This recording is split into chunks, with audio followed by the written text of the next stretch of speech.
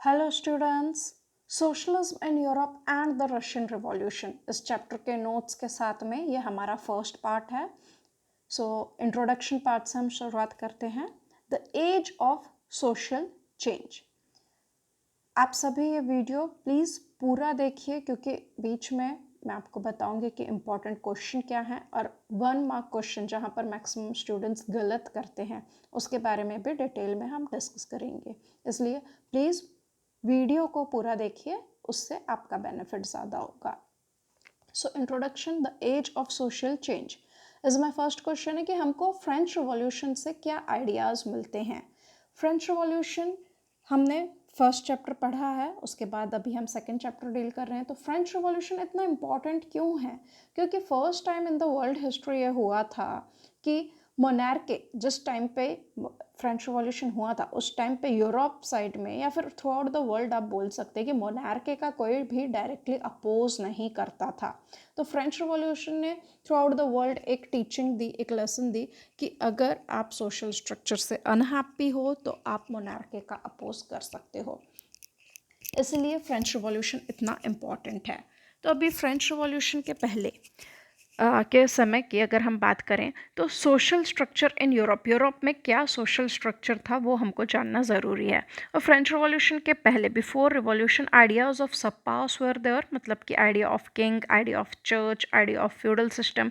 हमने French revolution में देखा है कैसे टैक्सेस उनको पे करने पड़ते थे, नोबल्स को अलग टैक्स देने पड़ते थे, देन क्लर्जी को अलग टैक्स देने पड़ते थे, वैसे ही फ्यूडल ड्यूज़ उनको देने पड़ते थे। ठीक है, तो इस तरह से टोटली थर्ड स्टेट पीपल का हरासमेंट होता था। तो ये सब चीज़ें रिवॉल्यूशन के पहले की थी। रिवॉल्यूशन के बाद में concept of equality, liberty and fraternity got develop.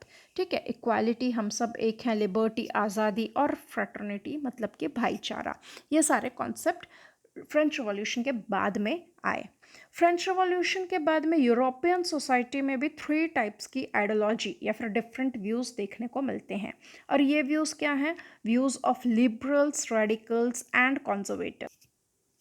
अब लिबरल्स कौन है, रेडिकल्स कौन है और कॉन्जर्वेटिव्स कौन है?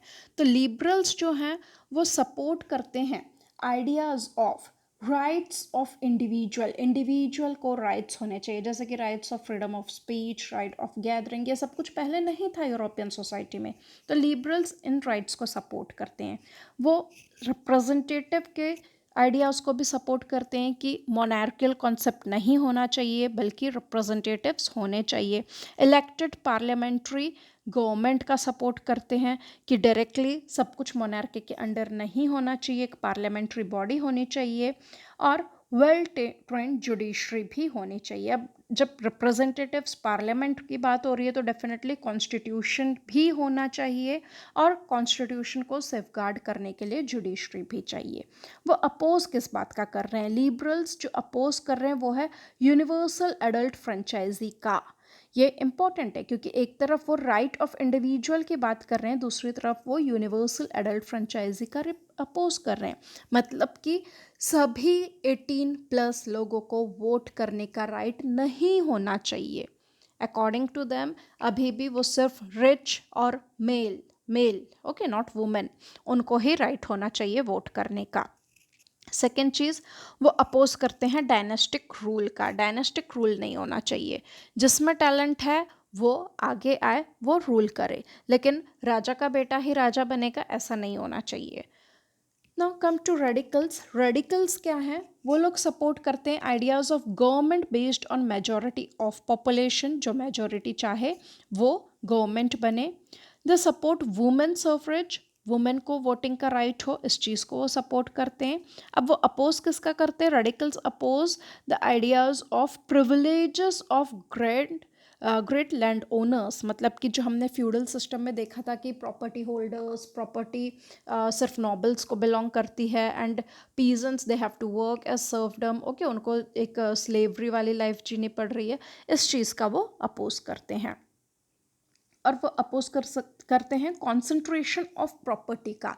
मतलब वही हो गया कि जो प्रॉपर्टी नोबल्स के पास में, फ्यूडल सिस्टम आप लोगों को अगर अच्छे से समझा होगा तो रेडिकल्स के अपोजिंग पॉइंट्स भी आपको अच्छे से समझेंगे कि फ्यूडल सिस्टम में क्या होता था कि प्रॉपर्टी पूरी नोबल्स को बिलोंग करती थी और वो प्रॉपर्टी वो पीजेंट्स को देते थे वर्क करने के लिए, लेकिन उससे जो भी आउटपुट निकलता था वो पूरा नोबल ले लेते थे और सिर्फ एक छोटा सा पोर्शन ही पीजेंट्स के पास में रह जाता था। इससे बेनिफिट किसका होता था? नोबल्स का।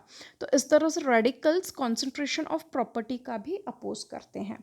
अब कॉन्जर्वेटिव्स की बात करें, कॉन्जर्वेटिव्स मतलब कि जो एरिस्टोक्रेसी मोनार्की का सपोर्ट करे, उनको जो जैसा चलता आ रहा है पहले से, मतलब मोनार्की है, राजा के जो भी रूल्स रेगुलेशंस है, जब मनमानी जो कर ले वो सब कुछ वैसा ही चलना चाहिए। पास्ट बिलीफ जैसा चलता आ रहा है वैसा ही चलना चाहिए।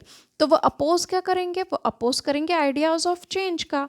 क्यों करेंगे? क्योंकि अगर रिवॉल्यूशनरी थॉट्स आ जाएं तो एरिस्टोक्रेसी या मोनार्की की कोई जगह ही नहीं रहेगी। हर कोई डेमोक्रेसी डिमांड करेगा, हर कोई फ्रीडम लिबर्टी डिमांड करेगा। तो किसका लॉस होगा? लॉस होगा कॉन्जर्वेटिव्स का, क्योंकि उन्हीं आइडियोलॉजी के लोग ही मोनार्की या एरिस्टोक्रेसी में हैं। इसलिए कॉन्जर्वेटिव्स जो हैं वो क्या चाहते हैं कि पहले से जैसा जो चलता आ रहा है वो वैसे ही चलना चाहिए, और अपोज करते हैं आइडिया ऑफ चेंज का, क्योंकि इससे सबसे बड़ा लॉस होने वाला है एरिस्टोक्रेसी का, मोनार्की का।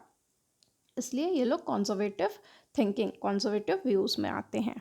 Now see section 1.2 industrial society and social change.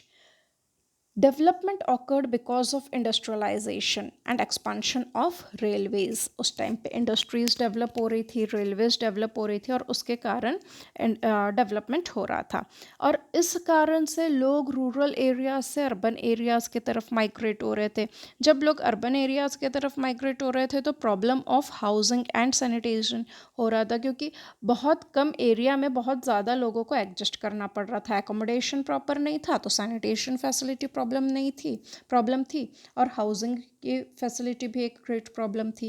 Liberals and radicals were the industrialist. जो इंडस्ट्रीज डेवलप हो रही थी वो मेनली किन की थी? कॉन्जर्वेटिव्स की नहीं थी।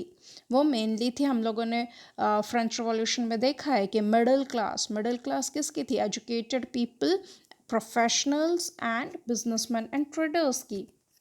तो जो लिबरल्स और रेडिकल्स थे उनकी ही इंडस्ट्रीज थी जो कि ट्रेड या फिर बिजनेस करते थे। अब ये इंडस्ट्रियलिस्ट थे तो ये क्या करते थे? ये जॉब देते थे लोगों को। इंडस्ट्री रन करने के लिए ऑब्वियसली एम्प्लॉयज़ चाहिए ना, तो ये लोग लोगों को जॉब देते थे। अब कोई भी एम्प्लॉयर चाहेगा कि उसके एम्प्लॉयज़ हेल्दी रहें। क्यों? क्योंकि अगर वो हेल्दी हैं तभी वो इंडस्ट्रीज़ में अपना मैक्सिमम आउटपुट दे सकते हैं। अगर वो एजुकेटेड हैं तो ही इंडस्ट्रियलिस्ट उससे मैक्सिमम बेनिफिट गेन कर सकता है, प्रॉफिटेबल रह सकते हैं। ठीक है, हम ह्यूमन कैपिटल के बारे में पढ़ते ही हैं इकोनॉमिक्स में। तो वही बात आ जाती है कि इंडस्ट्रियलिस्ट चाहते थे कि उनके एम्प्लॉयज़ हेल्दी रहें और एजुकेटेड रहें, ताकि वो इंडस्ट्रीज़ में उनके लिए बेनिफिशियल आउटपुट की तरह सामने आए। इसलिए वो लोग सपोर्ट कर रहे थे हेल्दी एंड एजुकेटेड सिटीजन्स का, ये प्रॉफिट जनरेट करने के लिए। और अगर हम देखें तो मोनार्कियल कॉन्सेप्ट में एजुकेशन को बहुत ज़्यादा प्रायोरिटी नहीं दी जाती थी। ठीक है, तो इसलिए ये लिबरल्स एंड रेडिकल्स ये लोग प्रिविलेज बाय बर्थ इसका अपोज कर रहे थे। ठीक है, बर्थ से कोई प्रिविलेज नहीं मिलना चाहिए, क्योंकि they believe in the values of individual effort, labour and enterprise. उनको मालूम था कि इंडिविजुअल एफर्ट क्या होता है। अगर एजुकेशन मिलेगा तो एक उनका साधारण सा एम्प्लॉय भी उनकी इंडस्ट्री के लिए काफ़ी बेनिफिशियल प्रूफ हो सकता है, instead of hiring a person who is there in that position because of the privilege by birth. Okay, अगर आप प्रिविलेज ऑफ बर्थ के कारण किसी को रिक्रूट कर लोगे तो डेफिनेटली वो आपकी इंडस्ट्री के लिए कभी ना कभी लॉस भी क्रिएट कर सकता है। उस डर से, उस फोबिया से वो लोग चाहते थे कि उनके जो एम्प्लॉयज़ हैं वो एजुकेटेड हों, हेल्दी हों, ताकि वो मैक्सिमम प्रॉफिट जनरेट कर सकें। और इन्हीं सब डिमांड्स, इन्हीं सब रिक्वायरमेंट के कारण 1815 में यूरोप में रिवॉल्यूशंस का फेज रहा। Come to the section 1.3 the coming of socialism in Europe. Europe में सोशलिज्म कहाँ से आया? आपके बुक में कुछ फिलोसोफर्स के व्यूज़ दिए गए हैं, जिसमें कि इम्पॉर्टेंट है Robert Owen, Louis Blanc and Karl Marx. तो रॉबर्ट ओवेन ने क्या कहा? He believed in the formation of cooperatives होने चाहिए which were to be owned and regulated by its members. Cooperative मतलब कि लोग मिल करके उसको ओन करें, ओनरशिप लोगों के पास में ही रहे। और उनका कहना था he also believe that the profits were to be divided according to the work done by the members. Cooperative में जो लोग मेंबर्स हैं, जिनकी मेंबरशिप है, जो लोग ओन कर रहे हैं, उन लोगों के वर्क डन के अकॉर्डिंग, उन्होंने जितना काम किया है उसके हिसाब से प्रॉफिट डिस्ट्रीब्यूट होना चाहिए। ये आइडियोलॉजी है रॉबर्ट ओवेन की। देन सेकंड है लॉयस ब्लैंक। लॉयस ब्लैंक क्या बोलते हैं कि government should encourage formation of cooperatives, मतलब लोग कॉपरेटिव्स बनाएं, इस चीज़ के लिए गवर्नमेंट ने इनिशिएटिव लेना चाहिए और गवर्नमेंट ने सपोर्ट करना चाहिए कि कॉपरेटिव्स बने। फिर थर्ड फिलोसोफर है कार्ल मार्क्स। इनका क्या मानना है, he believed that the workers had to unite, लोगों को, वर्कर्स को यूनाइट होना पड़ेगा to form a radically socialist society and overthrow capitalism. Capitalism को ओवरथ्रो करना पड़ेगा और लोगों को यूनाइट होना पड़ेगा। अब तीनों के आइडियोलॉजीज में आपको डिफरेंस समझ में आ रहा है। रॉबर्ट ओवन बोल रहे हैं कि कॉपरेटिव फॉर्म करना चाहिए, लुईस ब्लैंक क्या बोल रहे हैं कि गवर्नमेंट इनकरेज करना चाहिए कॉपरेटिव फॉर्मेशन के लिए, और कार्ल मार्क्स क्या बोल रहे हैं कि वर्कर्स को कैपिटलिज्म को ओवरथ्रो कर देना चाहिए और सोशलिस्ट सोसाइटी फॉर्म करना चाहिए।